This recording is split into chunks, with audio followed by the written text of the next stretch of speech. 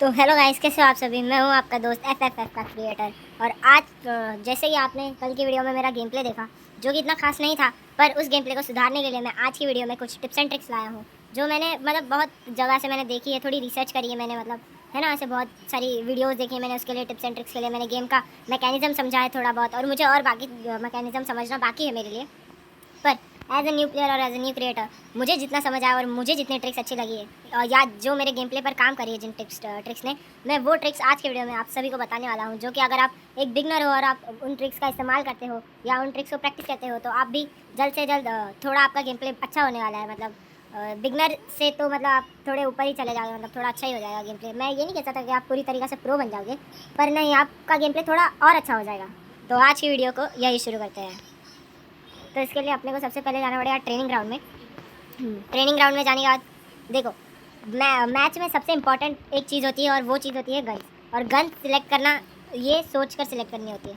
Gun select करना बहुत important काम होता है। गन सिलेक्ट करना एक एग्जांपल के साथ समझो कि आपका फेवरेट खाना, अगर आपको आपका फेवरेट खाना पसंद है तो ही आप उसको खाओगे, या आपका अगर खाना उतना पसंद नहीं है तो आप उतना ज़्यादा नहीं खाओगे, है ना। तो वही सिलसिला गन्स के साथ भी होता है कि अगर जो अच्छी गन अगर आप यूज़ करोगे तो आपकी किल्स करने के ज़्यादा चांसेस हो सकते हैं, या आपका केडी बढ़ सकता है, उससे आपका गेम प्ले भी इंप्रूव हो सकता है। और गेम में जैसे कि अपना गेम डिफ़ॉल्ट गेम पे नहीं चलता फ्री फायर जैसे, तो आप अपने को अपनी गेम गन्स में रिकॉइल ज़्यादा होता है। और रिकॉइल ज़्यादा करने वाली गन पहली तो AR-ANS है, ASN सॉरी। हाँ। फिर दूसरी गन AR इमॉर्टल। और AR की गन्स की बात कर रहा हूँ मैं यहाँ पे अभी। हाँ। AR फ्यूरी 4 ये भी सबसे ज़्यादा रिकॉइल करने वाली है, जो कि मैं अभी आपको यहाँ दिखाई देता हूँ।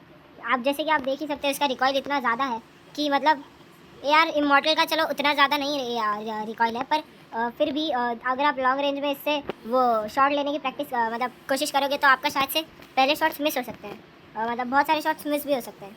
और AR-ANS का भी वही सीन है कि अगर देखो इसका रिकॉइल इतना ज़्यादा है।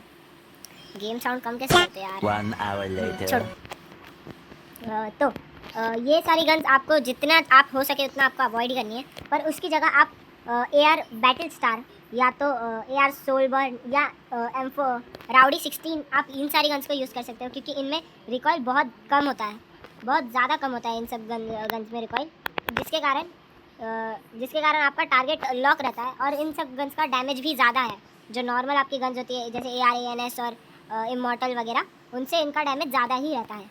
तो आपको पहली चीज़ तो आपकी गन सिलेक्शन हो गई, ठीक है। तो गन सिलेक्शन तो आपकी सॉर्टेड हो गई अभी कि आपको कौन सी गन यूज़ करनी है, क्या यूज़ करनी है। इन गन्स के साथ अगर आपको स्नाइपर अच्छे से आते हैं तो आप स्नाइपर भी चला सकते हो, पर और अगर आपको शॉटगन अच्छे से आते हैं तो आप शॉटगन भी चला सकते हो। शॉटगन की टिप्स एंड ट्रिक्स भी मैं 2-4 दिन में देखकर ऐसा सीख कर थोड़ा सा ला दूँगा आपके लिए, अगर आपको चाहिए तो अभी गन सिलेक्शन अपना हो गया। और इन तीनों गन में से सबसे बेस्ट गन AR सोलबन है। सोलबन बहुत तगड़ी गन है क्योंकि इसका डैमेज भी ज़्यादा है, और तो और इसका डैमेज भी ज़्यादा है, और तो और ये बहुत स्टेबल गन है।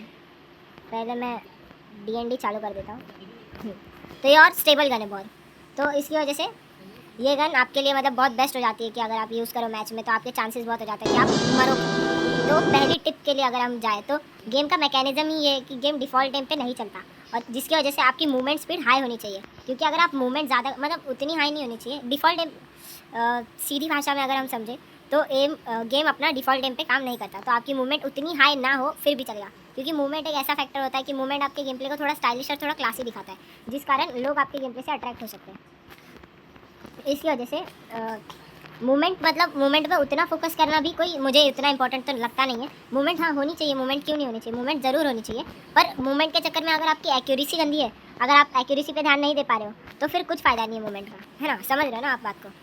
अगर आपके एक्यूरेसी ही अच्छी नहीं है, जैसे कि यहाँ अगर मैं 100 मूवमेंट परफॉर्म कर दूँ, यहाँ से स्लाइड मार के जंप करके और ऐसा ये सब है ना अट्रैक्टिव मूवमेंट करके, पर अगर लास्ट में मेरा एक्यूरेसी ही देखो यहाँ गंदी हो रही है तो फिर मेरे मूवमेंट का फ़ायदा ही क्या। मैं ज़्यादा से ज़्यादा बुलेट्स डॉच कर सकता हूँ, पर कितनी ही डॉच कर सकता हूँ। अगर सामने वाला स्प्रे करने वाला आया तो भी मैं ज़्यादा चांसेस नहीं है ना मेरे कि मैं बच जाऊँ और ऐसा हो जाए ना।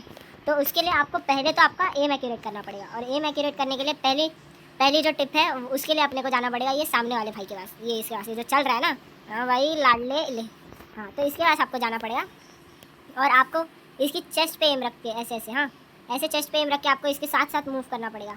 जैसे स्पॉन होगा इसके साथ साथ मूव करके आपको मैं आपको दिखा देता हूँ, ऐसे करके आपको मूव करके इसके साथ साथ मूव करके आपको ऐसे इस पर फायर करने की प्रैक्टिस करनी पड़ेगी। ठीक है, आप इनके पास भी कर सकते हो। अगर आपको रनिंग एनिमी की प्रैक्टिस करनी है तो आप इन दोनों के पास आकर भी कर सकते हो, यहाँ और यहाँ आकर, है ना।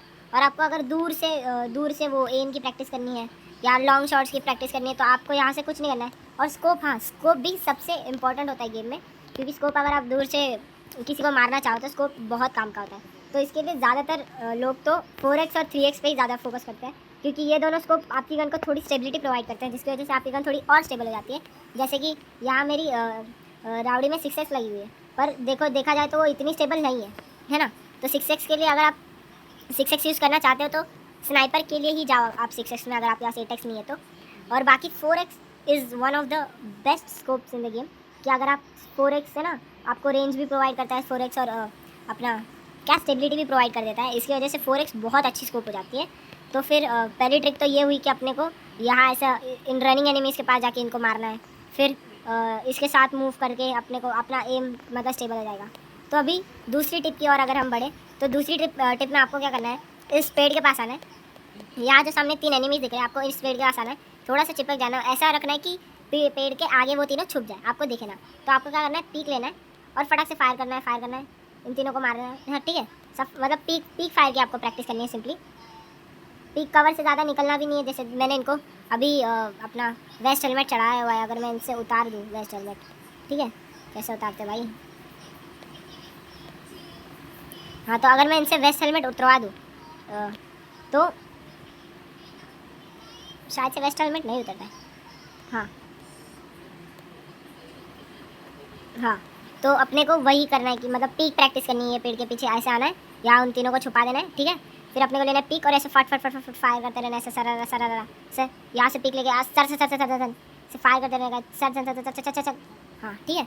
और मूवमेंट के लिए अगर आपको मूवमेंट अच्छी करनी है तो उसके लिए मतलब ज़्यादा टिप्स तो नहीं है, पर उसके लिए आपको आपका गेम सेट यूज़ करना पड़ेगा। आपको सारे बटन यूज़ करने पड़ेंगे, कि जैसे कि यहाँ पे मैं स्लाइड बटन भी यूज़ कर रहा हूँ, जंप बटन यूज़ कर रहा हूँ, स्लाइड जंप है ना। स्लाइड जंप बटन अगर आप साथ में यूज़ करोगे तो एकदम थोड़ी अच्छी सी मूवमेंट बन जाती है। फिर अगर आप फाइट में हो किसी के साथ और आपने बहुत ज़्यादा डैमेज खा लिया तो आप ऐसे यहाँ से स्लीप बटन मतलब ऐसा लेटने वाला बटन यूज़ करके भी ऐसा लेट कर उसको मार सकते हो। फिर सिट बटन जो है वो तौर तरीके, पबजी के तौर तरीके। और फिर अगर आपको लॉन्ग रेंज की प्रैक्टिस करनी है तो आपको ज़्यादा कुछ नहीं, वो पेड़ के पास जाके सेम वही करना है जो अपन ने ये पेड़ के पास आके किया। ठीक है, फिर और आपको अगर हाँ ये सब अगर आप करोगे तो आपकी एम प्रैक्टिस अच्छी हो जाएगी। ठीक है, और वहाँ से आपका पीक अच्छा हो जाएगा, वहाँ आप लॉन्ग डिस्टेंस शॉट ले पाओगे अगर आप वहाँ से प्रैक्टिस करोगे तो। जैसे कि आपने कल के गेम प्ले में देखा ही होगा, मेरे लॉन्ग डिस्टेंस शॉट्स मतलब बहुत अच्छे तो नहीं, मतलब पर लॉन्ग डिस्टेंस शॉट्स मेरे अच्छे थे, कि मैंने लॉन्ग डिस्टेंस, आप यहाँ भी प्रैक्टिस कर सकते हो अगर आपको चाहिए तो, पर वहाँ से आपको एक फ़ील आ जाएगी ना, यहाँ से उतना वो फील करना ज़रूरी है।